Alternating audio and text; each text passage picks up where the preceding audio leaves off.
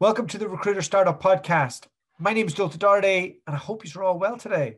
Today's guest is David Perry. He's a bit of a recruitment legend.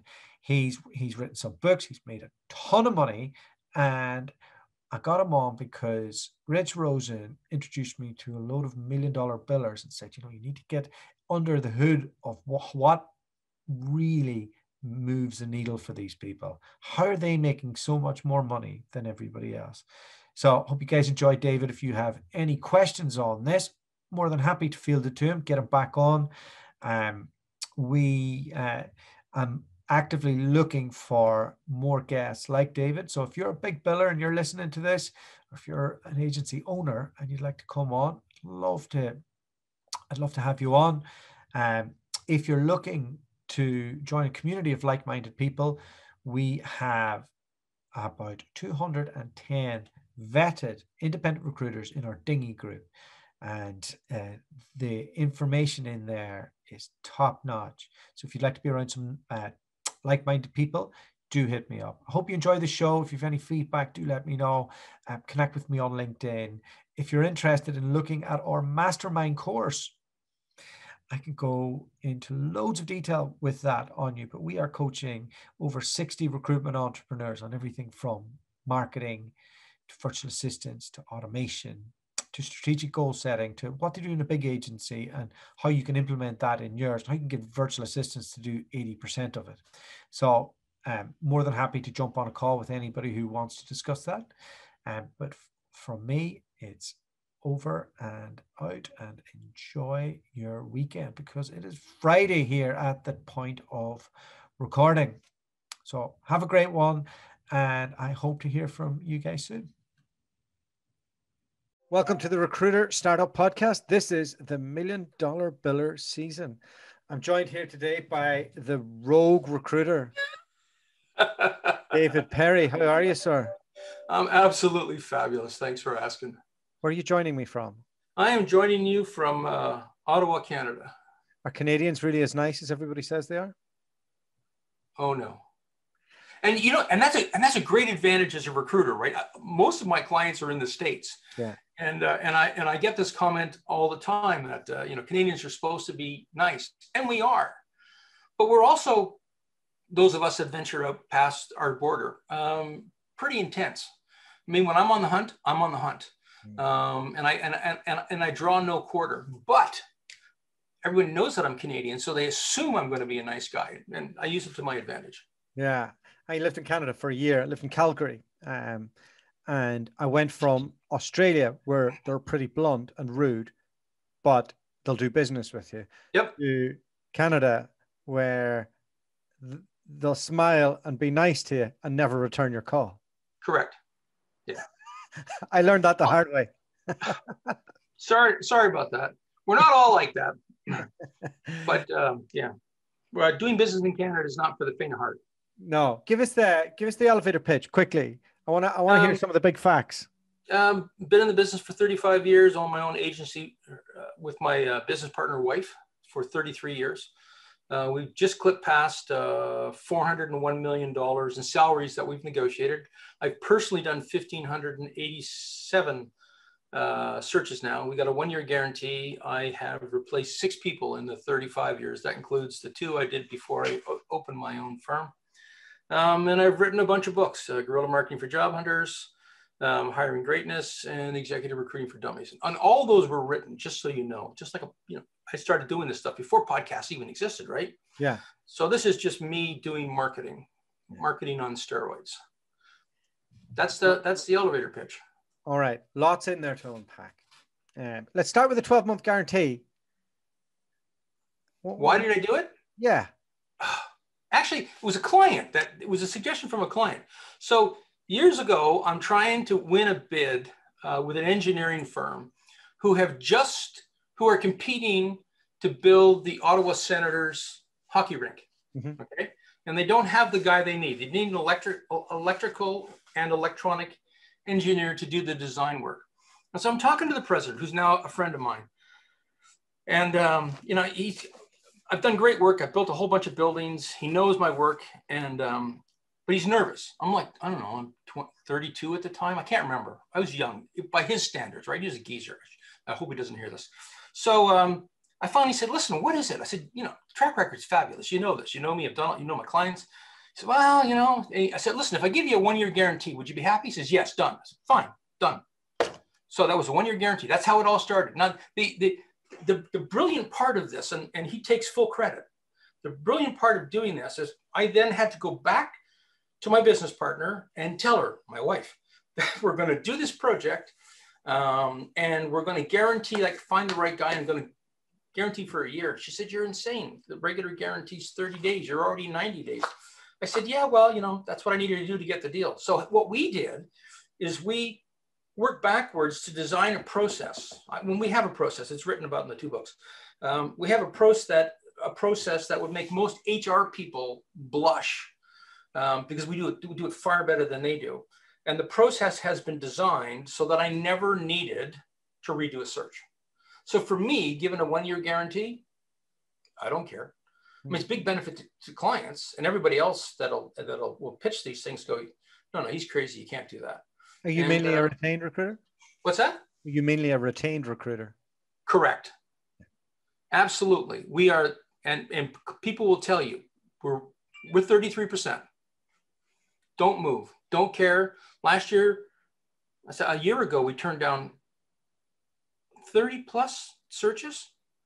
And I said to all the clients, no, listen, this is fee integrity is important. The guy down the street paid 33%.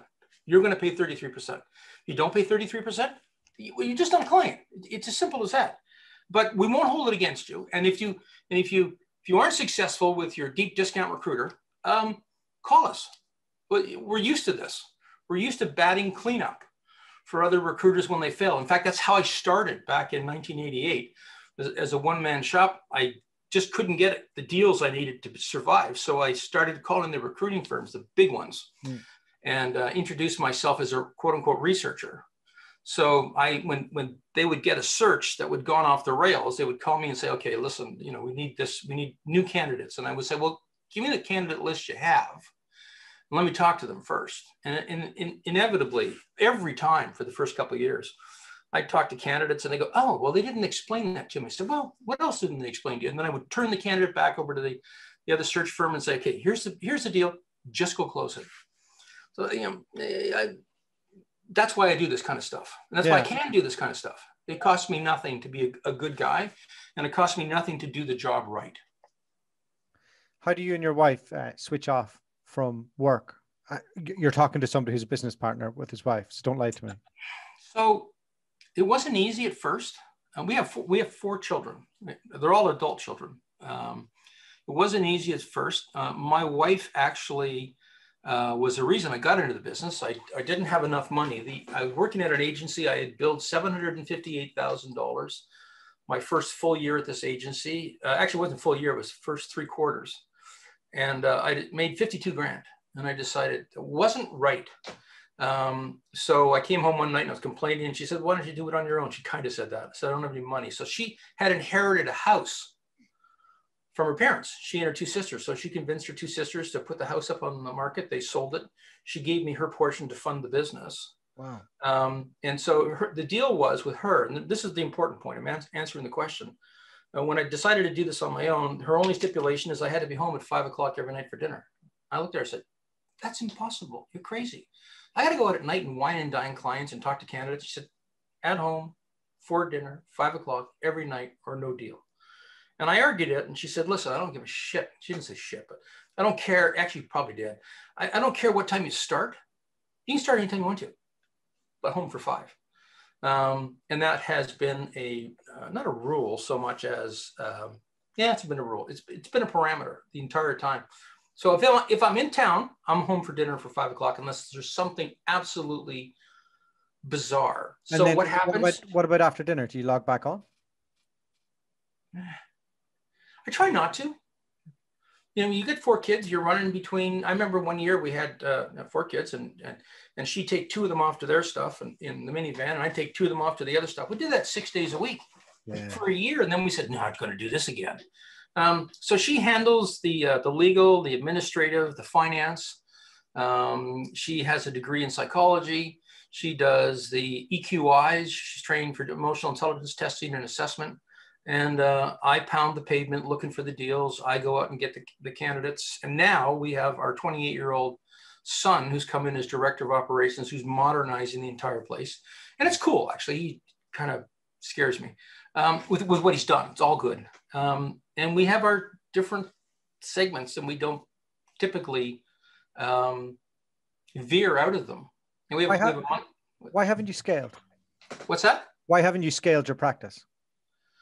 You mean why I haven't hired other recruiters? Yeah, I mean, look. Oh, I have. You have, but you've not. And it didn't work out. Yeah, talk to me about that. Well, I've trained, over the years, I hired a number of other guys who were either other recruiters, and they figured they would do better with me. But it's not everybody that can do the work well enough to back up a one-year guarantee. And you've only got to have stuff go off the rails one or a couple of times and have somebody say, well, it doesn't really matter, to go, no. See, in our business, what I did is we scaled, but we didn't scale the size of the operation. We scaled what we went after. I started with project managers and retail managers 33 years ago. Now I do CEOs, CIOs, VPs of sales and marketing. Those are my, in SaaS, those are my bread and butter. And we do them for companies all over the world. And we get hired because they have a need that they can't fail to fill. So if it's an important assignment, that's what we're on. And we typically don't take anything but mission critical assignments anymore because they pay us well. I mean, the average salary of the people that we place are, $350,000 to $500,000 a year, and we're charging 33%. So we're coaching 40 plus independent recruiters at the moment on our mastermind program. We cover everything from technology to marketing to virtual assistants and lots more. What strikes me about your business is you've got your value proposition down so slick. Did you have that from day one, or is this the accumulation of years and years of trial and error? And what do you think our value prop is? Well, you've just explained it. It's we're the people who can hire, or who, when you have a mission critical hire that can't have failure, you're the one who can deliver it, and there's a 12-month guarantee with it. And the value prop within that is all the experience and the track record that you bring to it, and and we haven't gone into it, what specifically your processes are to get to that point. Yeah, that's pretty much it. I mean, that's it. I've just never been able to get it down into one sentence. I'm best experienced live, as my clients would say, because I'm just wired that way. It did develop over time, but it's really it developed out of necessity, and the fact that when we sit down with a prospect, because they're all prospects, right? We sit down with a prospect, we go through a series of questions. We do a SWOT analysis of a prospect, and the questions that we ask make some of them bristle. Well, if they bristle at those questions and they can't answer them, or they won't answer them, and it's more like we'll walk away. If they won't answer them, then they're not a good client for us. And then we just sort of gently back away and say, try Fred down the street. Can you tell us what some of those questions are? Oh, they're actually in the book, Executive Recruiting. So yes, I probably can right now, but they're also in Executive Recruiting for Dummies. Yeah, give us a few. Just here's one that most clients can't answer. We hire this vice president or chief information officer.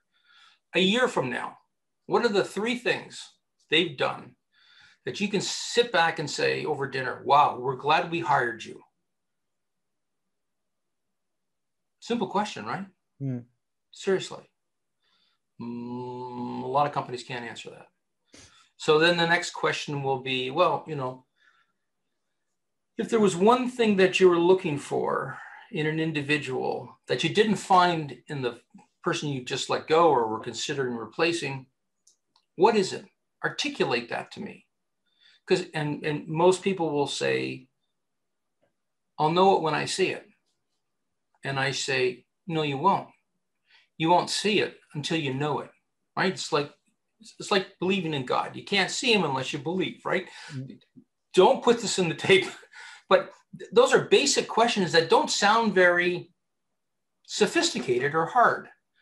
But what they do is they reveal right away how sophisticated or deep your prospect is. And we're normally talking to the CEO. Mm-hmm. So that said, there's a lot of startup companies in Ottawa where I live. Majority of them, I'd say 95% of them, can't answer those two questions.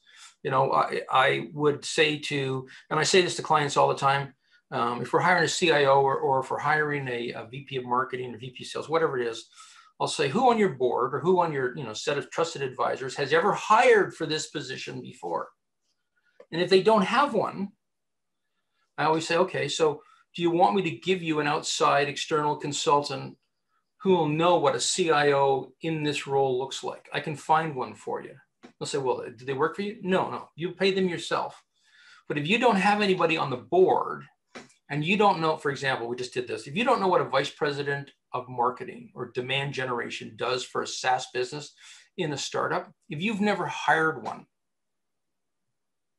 why would I trust you to be able to interview my candidates? I'm going to go out and find them. It's my name on the line. I'm going to go out and find these candidates. I'm going to bring them to you. We're going to talk about the opportunity. I can write the questions, and we actually, when we do interviews, Anita and I sit in on all interviews. We ask the questions. The clients are on the sideline, along for the ride, so to speak, and it allows them to jump in and ask follow-up questions. But back to the why do I do this? If they don't have someone that we can appoint as a search chair that actually understands what a successful, whatever we're hiring, in this case, VP of marketing looks like, I can recruit until the cows come home. And I can't give the candidate any valid feedback like, why didn't we hire you or what went wrong? Because eventually the candidate has to go and make a connection with that, with that CEO or with that founder. And if the founder can't ask intelligent questions and have an intelligent conversation about what they expect and what they need this person to do, they're not going to hire them. And then I've just wasted their time. I've wasted my time. I've wasted the client's time. So a client that doesn't have someone on board that actually has the experience that we're looking to hire or has hired that role before, again, 9 times out of 10 will pass. And the times that we don't pass, I live to regret it because it's 500 hours of work instead of 50 or 60 hours of work. Did that answer that question? Sure did. How do you win business? Is it all through referrals from your years and years of work, or is there time that you have to dedicate to that? It's a bit of both. The last couple of years have been a little bit different. Most of it has been referral. I had the good fortune back in 86 to be working at an agency, and I before I started my own firm, and I read an article. I was supposed to make 100 phone calls a day. I couldn't. I mentally couldn't do it. I get through 10 because I'd end up having a conversation, right? Whereas the ladies I was working with, they'd hand in their pump cards. We used to have them on index cards, right? Called pump cards. And they'd go through their 100 cards, but they would pick up the phone and say, "Hi, this is Dorothy. Do you have any needs?" Hang up. That's not a call, right? Anyway, I can't do it their way. My boss is upset because I haven't made my first placement yet. I'm making $500 a month on draw. I quit at the bank to come do this. I should have asked what the salary was before I came in. I made a bunch of exceptions, made a bunch of assumptions.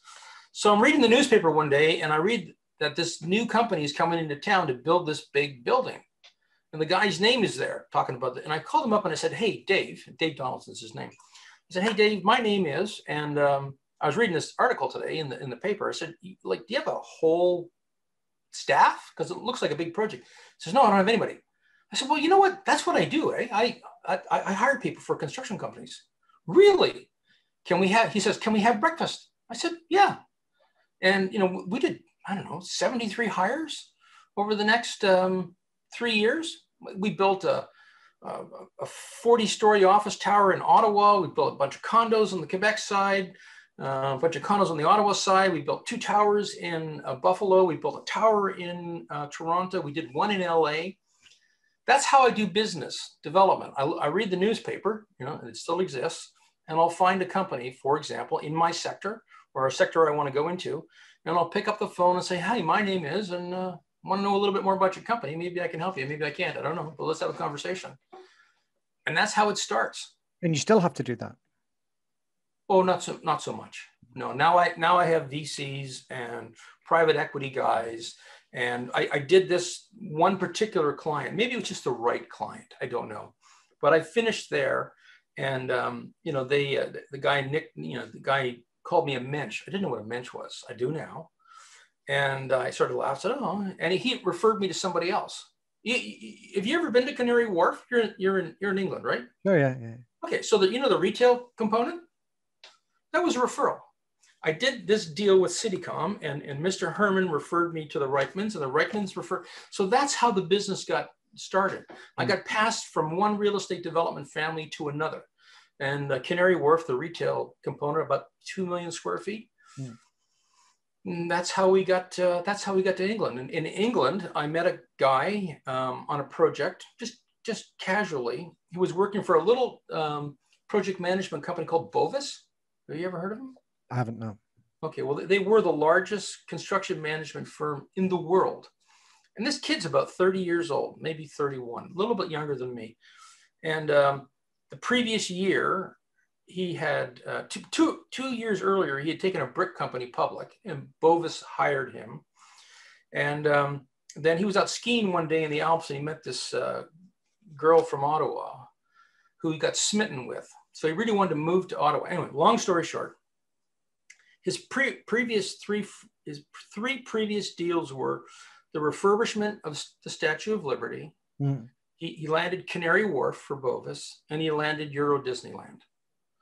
So I said, "Oh, let's have a conversation." And he just retired 2 years ago.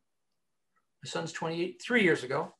My son's 28. I put this guy in as a director of PR and marketing for a construction company in Canada called Elliston. They're about 307 million at the time, 310. Now they're 3.4 billion. This was their pivotal hire. They hired this guy as director of PR and marketing. He retired 25 years later as a divisional president. Mm-hmm. Not bad. So you do that and you follow the people along the way, and people say, "Well, how'd you get there? Or how'd you do that? Or why'd that work so well?" And every time we hire someone and it's a phenomenal story, we'll do a case study. So now I don't have to make as many phone calls, because I've done all these books.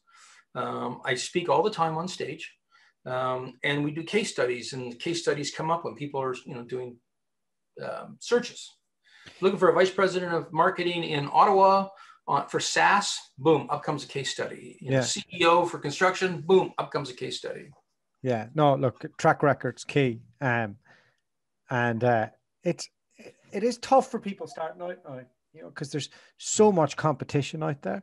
Like everybody can just turn on, like get a database now, work from home, do all of that. There's so much out there. So what advice would you have for people who are at the beginning of that journey now? Well, that's a good question. And so, are you serious about this? Because I doubt sincerely anybody listening to you will bother to do this. They will not be smart enough to save their own life and do this really easy thing. Are you ready? Go on then. You know what a purple squirrel is, right? Yeah, I do. Yeah. Most clients don't. Yeah. So, find 5 companies, 10 companies you want to do business with. Phone up the CEO. To me, it's always the CEO, right? Voicemail, direct contact, it's always a CEO. But whoever you call, it's got to be an executive. And you say, "Hi, my name is David Perry, and I hunt purple squirrels." They go, "What?" I said, "Purple squirrels." What the hell is a purple squirrel? In construction, they've already used 3 expletives and sworn at me by this time. I said, "Well, listen, sorry." In English, what does that mean? It means I hire the people that are impossible to hire. So I don't know if you're looking for a project manager or a construction manager. What's the most difficult hire you need to do right now? Give it to me. I'll do it on contingency. Give it to me. And then go out and work that search and hire that person and become the purple squirrel hunter in your marketplace. Takes a lot of effort, but think about what happens when you do, right? Sure. You get to brag, and you get nicknamed the rogue recruiter. I'll send you this Wall Street Journal article because it talks about, well, there's 3 or 4 different stories that she pulled out of me that day when I probably had too many coffees. And one of them was about a search I did for a CEO where I had to phone this guy 51 times. I'm not kidding. We're in the middle of closing a deal and hiring another CEO. And I want to talk to this guy, and I'm annoyed now. It's been going on for like 6 weeks. I'm just beyond annoyed that this guy won't return my phone call. I can't believe I've left 50 different voicemails. So I find out from his secretary, quite accidentally, that he's flying to Germany to go see a client. So I find out when and where and all that kind of stuff. And I phoned into Germany the day before, and I knew he was landing, and I phoned from car rental place to car rental place to find out, I'm pretending to be him, to find out what kind of car they had rented for me, and if it had not a cell phone. They didn't have cell phones back then, but a car phone. Yeah. And I finally found the like second to last, I guess, a dealership that had rented me the car, or rented him the car. I asked for the phone number to give to my wife, blah, blah, blah. I know when he's landing. I waited 45 minutes and I phoned him and I said, Glenn, David Perry, you got a minute? He says, I'm on the Autobahn. Yeah. What do you want? So I pitched him and he said, oh, Jesus. He says, fine, I'll talk to your client. He has to be in my office. I think it was the following Friday at 9 o'clock. I said, great, he'll be there. So his office is in Vancouver. So I phoned my client and I said, hey, remember the guy I've been trying to get? I just had a conversation with him. He's going to meet you. And he said, well, but we're closing on so-and-so. I said, no, I know that, but I think we can delay that a week. I think this is a better guy. Swear to God. And he said, well, that's fine. I said, I've set the meeting up for next Friday. He said, that's great. I said, is Marilyn at your door yet? He goes, that's the secretary. He goes, yeah. I said, motion her in. So he said, why? I said, because she's got your plane tickets. My plane ticket says, yeah, you got to fly to Vancouver. That's where you're meeting him. My client went berserk, but he went and we hired the guy and they had a very successful IPO. And that story is actually in the Wall Street Journal. The other one that was pretty major was I was trying to close a guy, trying to talk to a guy in Chicago. Couldn't get at him. And it was around Christmas time. So I actually flew to Chicago, went to where they were having the company Christmas party, put on my tux, grabbed a tray, went into his table, delivered a thank you note size envelope with an offer that said, hey, remember me? If you have breakfast with me tomorrow morning, I said, I'll give $500 to a charity of your choice. We met. He wasn't qualified. I did give the charity the money, but that was another example. And of course, the guys at the Wall Street Journal didn't believe a word of this until they'd done all their background fact checking. What's the toughest thing that's ever happened to you in business? The stroke. Walk us through that. Having the stroke. How does an independent recruiter keep on making money if they have a stroke? So I'll tell you what I did. I had the stroke. It was 5 days before I could actually pronounce a word correctly, and it was a couple of months before I could do a whole big long conversation. So after my stroke, I was basically awake and lucid 40 to 45 minutes a day. That's it. Mm-hmm. And I would get up and my day would be planned the night before. As I know I'm starting to get tired, I'm starting to write things down.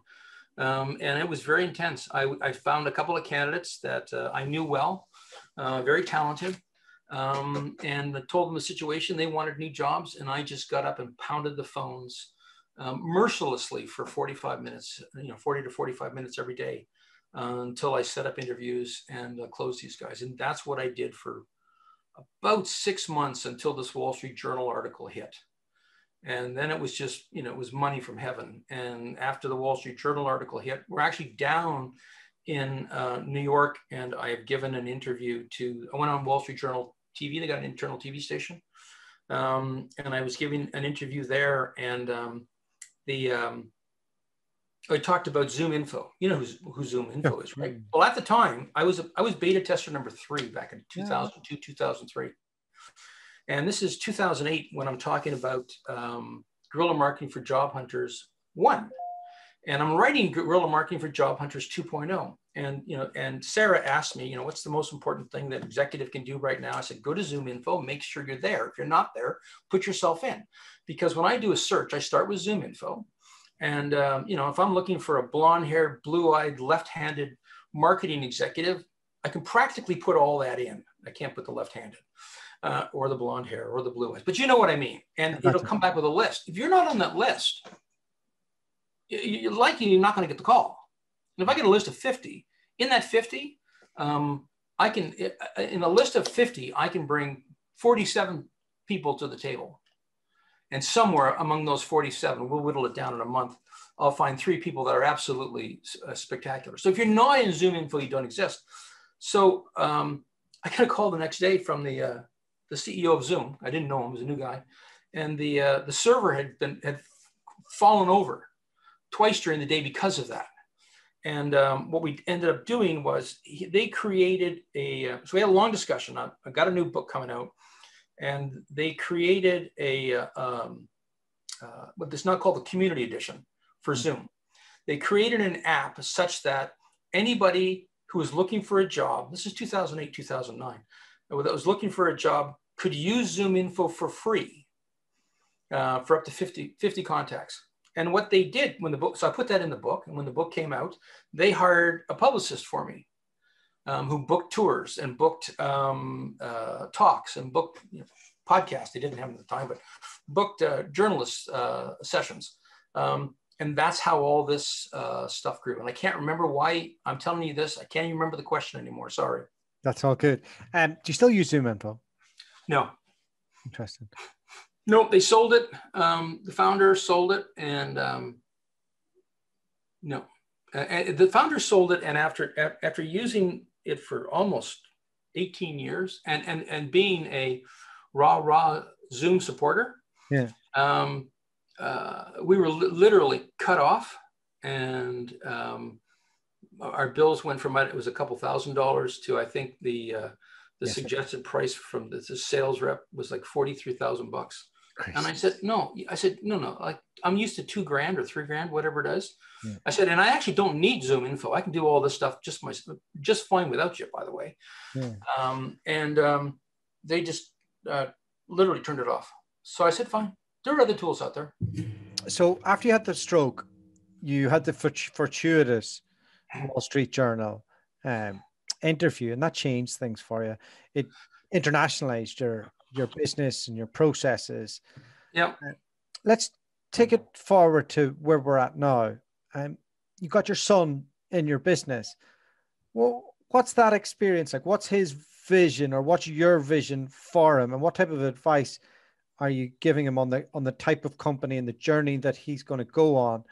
I presume like you've got like, I don't know, a few years where you're working your way out, or you're 4. Okay, cool. Before you answer that, what's kept you going this long? Oh, there's this. There's no life like this. There's no life like this. I've had dinner and breakfast with kings and queens and prime ministers and presidents all over the world, and CEOs all over the world, and that's what keeps me going. I mean, how does a guy who's, the son of a naval officer, born in Quebec City, and definitely middle class, scale their life? For me, this is a lifestyle business. I'm on a definite mission, which will become clearer in the next month or so, to pay back an IOU, so to speak. From 50 years ago. I just had my 50th anniversary of my open heart surgery done in Denver, Colorado in 1971. This was revolutionary surgery done by the finest surgeons in America at the time. I'm sure that if my father hadn't been who he was in the Canadian Navy and stationed at the United States Air Force Academy at the time, it never would have happened. But my life was saved by a bunch of strangers who I've never met, who, changed my destiny, a box to what you're seeing now instead of a box, pushing up daisies. So I'm on a mission now with a couple of my initiatives to put as many people back to work in America and around the world as possible. I just released a book. It's free. It's called Diary of a Successful Job Hunter. And it's a guy who actually went on my 10-week boot camp. I'm answering the question. 10-week boot camp, who couldn't afford it, to go. It was like $4,999 US. But this is a great guy, right? And he's in my neighborhood. And I really liked him. I met him by accident. I really liked him. And I said, listen, you meet me every Wednesday at Starbucks. You buy the coffee for an hour every Wednesday, and I'll take you through this boot camp. But you have to journal about it. I'll call it, give me $500. He had to have money in it. And $500 really hurt him at the time. So we did, and he journaled. Now, I don't know about you, but I expected a couple thousand words. No, man. So I get to keep the journal. I get to do anything I want with it. He wrote 52,070 words. He's a better writer than I am. Yeah. There's no question. You were doing Gary V marketing before Gary V. Yeah, I know who he is, but I don't know much about him. So, shame on me, right? Okay. His basic premise is document, don't create, and that's what you were doing.